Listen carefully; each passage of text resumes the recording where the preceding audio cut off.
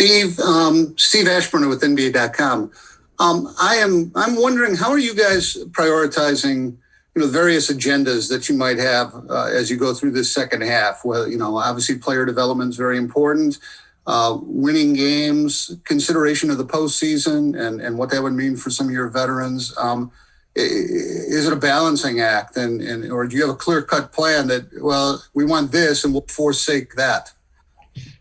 Well, it's if it were that simple, it would be easier. But I think the bottom line is we're trying to win and develop our young players at the same time. And so it's our job to figure out what that means day to day. And so it's not always really simple and clear cut, as to what the obvious solution is. I do know that, James Wiseman needs to play. He needs to play more. So that's why we are going to start him, and we're going to commit to playing him as many minutes as we can play him over the last 28 games. And we think we can win within all of that. Jordan Poole is going to see increased minutes, based on how he's been playing lately, and another young player. Nico Mannion is getting the backup point guard minutes. All of these things are really going to be helpful going forward.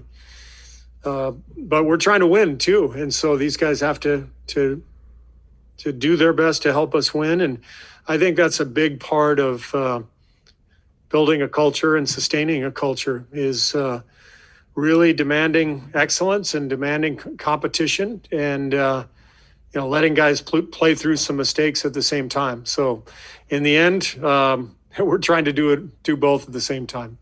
Does the prospect of fans in the building play into it at all? I mean, if people are coming out to see you guys, development is great for purists, but fans like to see wins and think of the playoffs and all that sort of thing.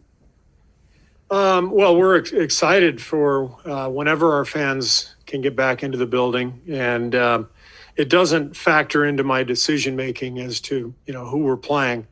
The whole point is to be the best team we can be, not only right now but going forward.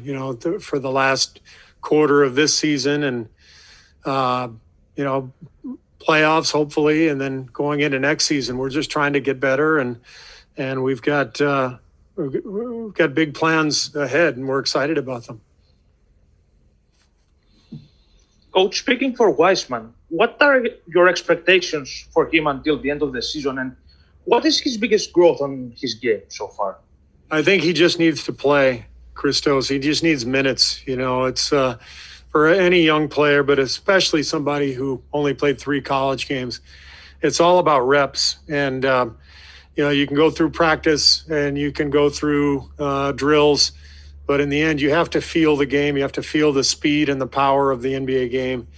And then you have to adapt, and your brain has to catch up. It has to process all this information, and your brain and your body have to connect, and then you have to put it all together.